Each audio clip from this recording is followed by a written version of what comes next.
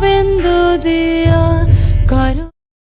Double खुशी का दिन होता है कि आज हम भगवान का नंदोत्सव भी मनाते हैं, उनके पिताजी, और ये इधर अपना श्री गुरुपाद का बर्थडे भी। श्री गुरुपाद एक ऐसा नाम है जिसको कौन नहीं जानता।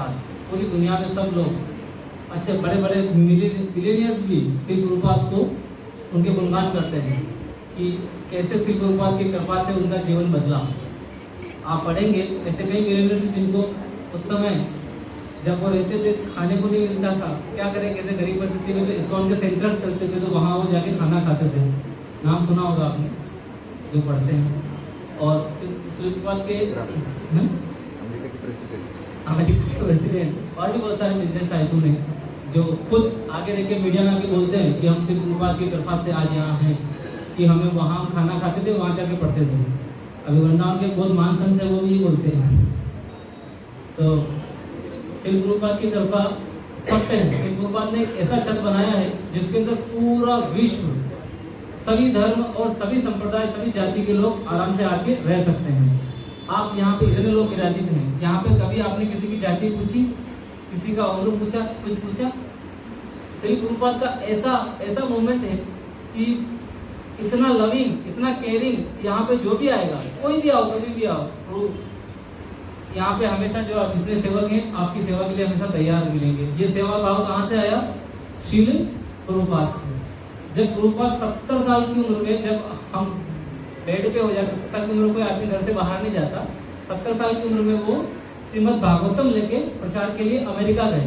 आप सोचिए, जब उनके पास पैसा नहीं था, अमेरिका जाने के लिए टिकट लगता है ना फ्लाइट में, तो अब तो जा नहीं सकता, उनके जेब में मात्र 40 रुपया था।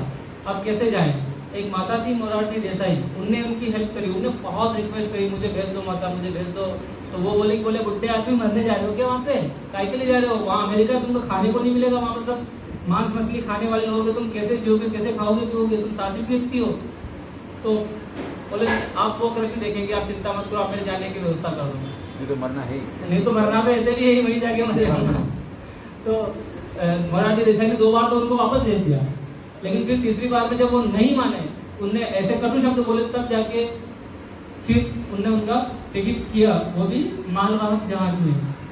जहाँ मालवाहक जहाज में जा गए वो, वहाँ पे उनको 3 मेजर हार्ट अटैक आए। वहाँ पे उन्होंने फील किया कि कृष्णा मेरे साथ है। 3 हार्ट अटैक, 70 साल का बुढ़ा व्यक्ति कैसे झेल सकता है? वो झेल सकता है क्या? 1 मिनट करीब हो जाता है। तो अब 3 हार्ट अटैक उनने झेले। उसके बाद जहाज में वो पुस्तक लेखन करते रहे।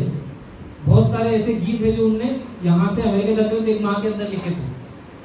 वहाँ जब उनने, उससे पहले यहाँ पे जब वो वृंदावन में रहते थे, उनकी पत्नी राधा देवी प्रभुपाद लेखन कार्य करते थे, तो उन्होंने भगवत गीता लिखा था, भगवत गीता की पांडुलिपि। एक दिन ऑफिस से घर आए, पूछा, अगले नेक्स्ट लिखने लगे, तो बोले वो मेरा जो भगवत गीता लिखा था वो कहाँ है? तो वो बोले नहीं, अरे मैंने भगवत गीता ट्रांसलेट करा था, वो कहाँ है? वो तो मैंने बेच दी। क्यों बेच दी? मुझे चाय खरीदना थी। तो उनकी पत्नी चाय पीने के लिए उनकी लिखी हुई, आप देखो भगवत गीता कितनी मोटी है, कैसे वो लिख रहे होंगे, कितना मेहनत कर रहे होंगे। प्रभुपाद सिर्फ 2 घंटे सोते थे और रात भर जागकर हम जैसे लोगों के लिए वो भागवतम और भगवत गीता ट्रांसलेट करते थे, लिखते थे। उनने बोला कि मैंने चाय के लिए वो बेच दी। उनने बोला पत्नी को, आप सोचो आप पत्नी को भी ऐसा बोल सकते हो? उन्होंने बोला टी और मी, आपको हम मुझ दोनों में से किसी एक को चुनना पड़ेगा, या तो आप चाय चुन लो या मुझे चुन लो। उनने बोला टी। वो उसी समय बैग उठाए और घर से निकल दिए, घर छोड़ दिया, पत्नी बच्चे।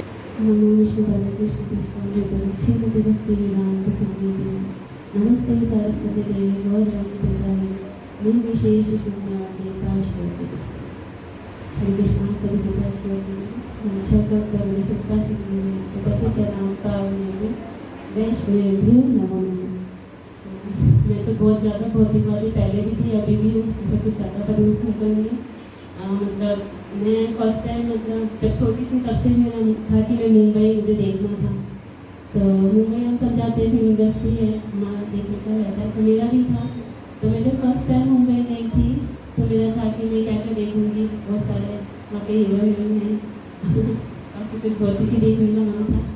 तो पर फिर भी भक्तों की कृपा रहती है, तो मैं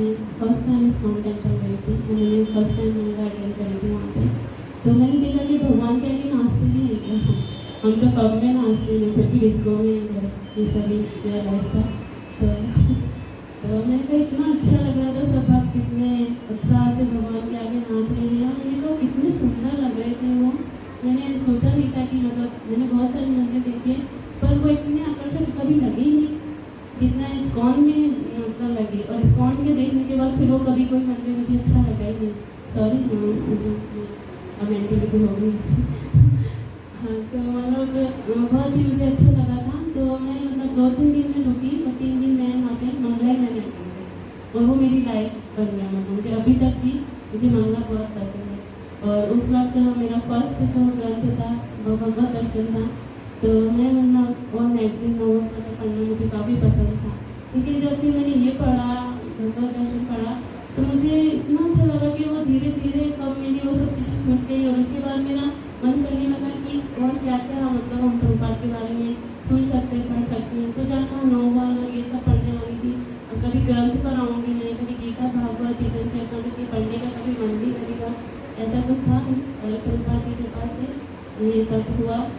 और दैन एक पर्सनल जो है ये था कि मेरी लाइफ में सब तरह के उतार चढ़ाव आते हैं। तो थोड़ा मैं भी काफ़ी स्थिति से गुजरी थी कि चारों खाने चित वाली स्थिति थी। तो ये भक्ति में आने की बात का मेरा अनुभव है। तो मतलब लॉकडाउन का ही टाइम था ये। तो उस वक्त मतलब किसी का भी कुछ आना जाना नहीं था। तो मतलब मेरी मेट आती थी तो मैं उसको हमेशा विचार करती थी। तो वो तो मेरी मेट को सुनती नहीं थी। लेकिन उनकी बेटी जब कभी मेट मेरी आती नहीं थी तो उनकी एब्सेंसी में उसकी बेटी आती थी तो वो उनको मैं बताती थी। तो वो इतना उसको अच्छा लगता था। तो वो चुप चुप के बुक लेके जाती थी, पढ़ती थी, अभी तक भी पढ़ती है। और एकादशी के लिए वो मेरे से टिफिन लेके जाती है, चुपचाप घर में बताया बिना करती थी। तो वो बच्ची जब लॉकडाउन में सबका बंद था और मेरा भगवान से चढ़ने की फाइटिंग कि है ना मेरे को भगवान कुछ नहीं करना है। थोड़े टाइम में जन्माष्टमी भी आई थी।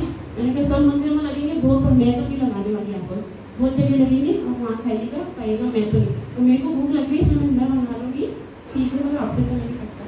तो पर्सनल मेरी उनसे बहुत फाइटिंग चल रही थी। किसी को नहीं पता मेरे मन में क्या रहता है। पर फिर वो बच्ची आके बोलती है कि है ना मेरे को प्रभुपाद का सपना आया है कि माता जी आप भगवान से झगड़ा मत करो, प्रभुपाद आपके साथ है तो कुछ नहीं होगा। तो ये मेरा सबसे वो था कि है ना मतलब मेरी बकबक को भगवान भी सुन रहे हैं और गुरु भी सुन रहे हैं। हरे कृष्णा। मैं पहले स्कूल को नहीं जानती थी। मतलब कि पहली बार हम वहाँ उज्जैन गए थे तो हम मंदिर में गए और हमारे को एक प्रभु जी मिले। तो वो हमें मतलब कि वो प्रसाद खिलाते अच्छा अच्छा रखते। तो मैंने देखा कि वहाँ प्रभुपाद बैठे हुए। मैंने किसी से पूछा ये कौन है, तो बोले यही प्रभुपाद है, इनका कौन है। तो फिर मैंने उनके बारे में सुनना करा। फिर गुरु महाराज के बारे में पूछा, वहाँ गुरु महाराज को भी देखती थी। हमारा जीवन इतना अच्छा नहीं था, हम बहुत परेशान थे, बहुत दुखी थे। आज जो भी है सब गुरु महाराज और प्रभुपाद की देन है, क्योंकि हम बहुत परेशान थे। पहले इतना कुछ भी नहीं था, मतलब बच्चे थे तो हमारा घर चलाना भी मुश्किल था उस टाइम। तो फिर उस टाइम फिर मैंने गुरु महाराज से पूछा, बोले वो बुक का नाम लिखा था कि भक्ति रसा में सिंधु पढ़ के और गुरु महाराज स्कूल में है। तो मैंने उस दिन उस समय मैंने वो भक्ति रसा में सिंधु लेके मंदिर से और मैंने पढ़ी थी। मेरे को भी बहुत अच्छी लगी। तो उस टाइम मैंने कृष्णा बुक और ही पढ़ी और प्रभुपाद के बारे में मेरे को वो बहुत अच्छा लगा कि मैंने सुना था कि उनकी गुरु की वाणी के लिए उन्होंने जब उनकी एज 70 वर्ष थी तब उनकी गुरु की वाणी के लिए उनको गुरु ने उनको बोला था कि विदेश में जाके प्रचार करो। तो वो जब वृंदावन थे वो बलराम जयंती के दूसरे दिन ही उनको अमेरिका जाना था विदेश प्रचार करने के लिए।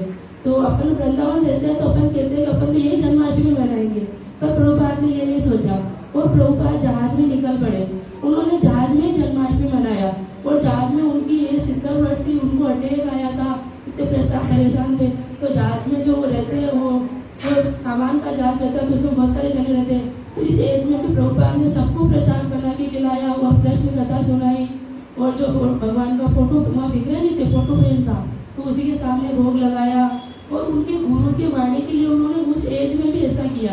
तो हमें हमेशा अपने गुरु की वाणी का प्रचार करना चाहिए और अपने गुरु के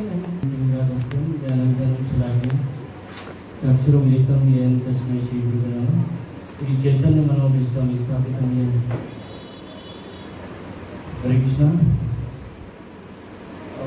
मैं इस्कॉन से कैसे जुड़ा था या मैं किस तरह से इस्कॉन से जुड़ा, इसके बारे में ही बताऊंगा मैं, और कैसे प्रभुपाद की कृपा हुई मेरे ऊपर। तो 2016 में पिछला जो जीवन था मेरा वो पूरा उल्टा था। उल्टा कैसे था, मैं लिखता रहा लेफ्ट हैंड से, खाता में उल्टे हाथ से, ठीक है। तो घर पे दादा दादी मम्मी पापा सभी बड़े लोग बोलते थे इसे राइट हैंड से खाना है, राइट हैंड से खाना है, राइट हैंड से खाना है। लेकिन किसी ने ये नहीं बताया कि राइट हैंड से क्यों खाना और लेफ्ट हैंड से क्यों खाना। तो एक बार मैं मंदिर उज्जैन मंदिर गया, उज्जैन मंदिर में मैं लेफ्ट हैंड से ही खा रहा था। तो हमारे जो काउंसलर थे वासु से प्रभु, उन्होंने देखा, मुझे जयंत ये क्या कर रहे हो। तो मैंने कहा प्रभु जी प्रसाद खा रहा हूँ। बोले ये क्या कर रही है, मैंने कहा प्रसाद खा रहा हूँ। तो बोले नहीं ये नहीं चलेगा। फिर मैंने कहा खा ही नहीं पाऊंगा। बोले मत खाओ। बोले ये नहीं खाओगे। तो फिर वो सामने बैठ गए और उन्होंने कहा इस राइट हैंड से खाओ। तो एक पूड़ी भी नहीं खाया और मैं उठ गया। उन्होंने कहा जाओ। और उसके बाद में उन्होंने फिर बाद में मुझे बताया कि तुमको पता नहीं है कि उल्टे हाथ से क्यों नहीं खाते हैं और राइट हैंड से क्यों खाते हैं। मैंने कहा किसी ने नहीं बताया, और मैं बताता हूँ। बोले पवित्रता इस राइट हैंड में, तो देने का काम इस राइट हैंड से, भगवान ने राइट हैंड इसीलिए बनाया है कि देना है आपको तो राइट हैंड से देना है, और कुछ पाना है तो भी राइट हैंड से पाना है। और उन्होंने कहा सारी शुद्धता इसी से है। तो आप, और तो बोले मैंने कहा मैं 48 साल से कभी नहीं खा पाया। बोले नहीं खाओगे, अभी 3 दिन हो तुम, मैं तीन दिन तुमको देखूंगा और तीनों दिन तुम राइट हैंड से ही खाओ, खाना पड़ेगा। तो मैंने कहा ठीक है। तीसरे दिन से मैं खाने लग गया। पाँव मेरे जो पाँव थे पहले तो गंदी जगह जाते थे, आज पाँव मेरे मंदिर जा रहे हैं। हाथ मेरे गलत काम कर रहे थे, आज हाथ मेरे भगवान के लिए फूल तोड़ रहे हैं, भगवान के लिए ताली बजा रहे हैं। कान मेरे गंदा सुन रहे थे, आज भगवान का कीर्तन सुन रहे हैं, भक्तों की आवाज़ सुन रहे हैं। तो कान मेरा दूसरा कर रहे हैं। आंखें मेरी गंदा देख रही थी। 48 साल तक मेरी आंखें गंदा देखती। स्वभाव है, मानव स्वभाव है, क्योंकि मैं जिन लोगों के साथ रहता था वो लोग सब बड़े समाज में वैसे अलग तरीके से थे। बाहर चले जाइए रोड पे, वहीं गंदे लोग मिल जाएंगे, तो गंदा देखने में भी आता था। आज आंखों से भगवान के दर्शन कर रहा हूँ, भक्तों के दर्शन कर रहा हूँ। और कान मेरे गंदा सुन रहे थे, लेकिन आज कान मेरे सारे भक्तों के कीर्तन, भक्तों की आवाज़ और भक्तों के सुंदर सुंदर गीत सुन रहे हैं। तो अभी मान लीजिए मेरा शरीर पूरा उल्टा हो गया, कान, मुंह, पाँव, हाथ, सारी चीज़। तो ये भगवान की कृपा है। और ये इस्कॉन जो है ना, ये वर्ल्ड क्लास की जेंट्री है। यहाँ पे आपको किसी भी मंदिर से जाए दुनिया में, किसी मंदिर आपको वहाँ पे टॉप वर्ल्ड क्लास के लोग मिलेंगे, साइंटिस्ट, वैज्ञानिक, सॉफ्टवेयर इंजीनियर, सारे लोग लक्ष्मी को छोड़ के नारायण के पाँव पकड़ रहे हैं। इधर है ये बैठा है मेरे काउंसलर। जब ये नौकरी पे लगे ना, तो साल का 2-3 करोड़ का पैकेज था। वो पैसे ऐसे इधर रखे और आप इधर आ गए। तो पैसे कहाँ हैं? पैसे हमारे लिए पैसा होते नहीं, सिर्फ निष्ठा। बार बार बोलते हैं कि तुम पैसे की चिंता मत करो, तुम तुम्हारे लिए नहीं मांग रहे हो, भगवान के लिए मांग रहे हो। बोले प्रभुपाद देंगे। तो ऐसी कई स्टोरी है कि हमको जब भी पैसे की, मनी की कोई प्रॉब्लम आती है, भगवान कृपा करते हैं। वो बोलते हैं कि तुमको देंगे भगवान, कहीं से भी आएगा, रोज पैसा आएगा। तो तुम तुम्हारे लिए मांग रहे हो, जिस दिन तुम्हारे लिए मांगने लग जाओगे उस दिन ही आएगा। तो बहुत गौरव की बात है मेरे लिए। दो महत्वपूर्ण है मेरे लिए जीवन में। एक तो इस्कॉन से जुड़ना, और दूसरा मेरे जीवन में, मेरे 500 साल के परिवार के जीवन में अयोध्या मंदिर बनना।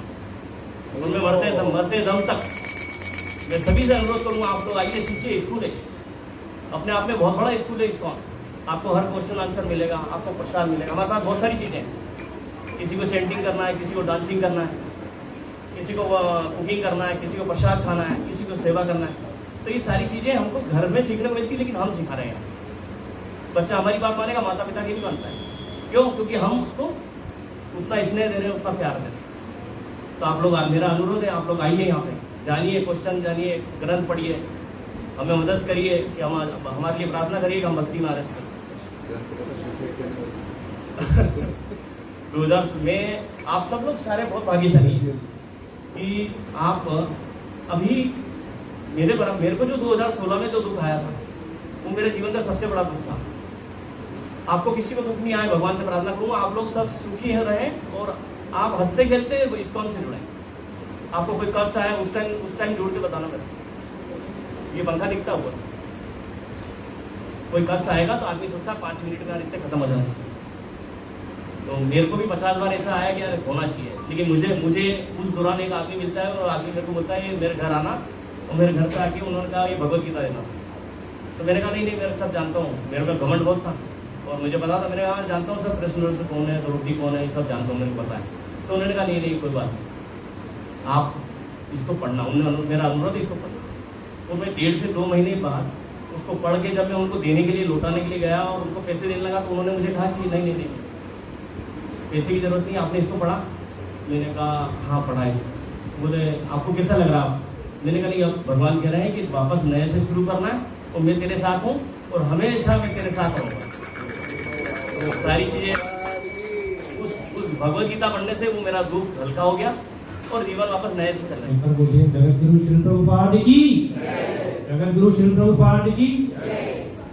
मेरा यह अनुभव रहा है कि मैं अभी नई इस्कॉन में सन 2008 के अंदर ही मैं उज्जैन मंदिर में चला गया था, मतलब मैं एक स्टूडेंट के तौर पर गया था।